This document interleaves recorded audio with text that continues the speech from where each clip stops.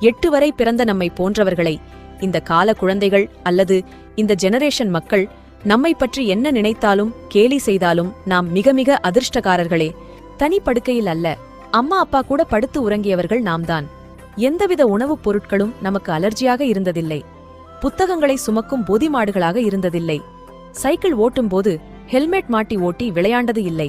பள்ளியிலிருந்து வீட்டிற்கு வந்தது முதல் இருட்டும் வரை ஒரே விளையாட்டுதான். ரூமிற்குள் அடைந்து உலகத்தை பார்த்ததில்லை. நாங்கள் விளையாடியது நிஜ நண்பர்களிடம்தான், நெட் நண்பர்களிடம் இல்லை. தாகம் எடுத்தால் தெரு குழாய்களில் தண்ணீர் குடிப்போம்.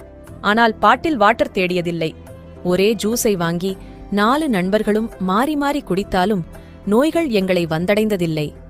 அதிக அளவு இனிப்பு பண்டங்களையும் தட்டு நிறைய சாதமும் சாப்பிட்டு வந்த போதிலும் ஓவர் குண்டாக இருந்ததில்லை. காலில் ஏதும் அணியாமல் நாள் முழுவதும் சுற்றி வந்தாலும் காலுக்கு ஏதும் நேர்ந்ததில்லை. சிறு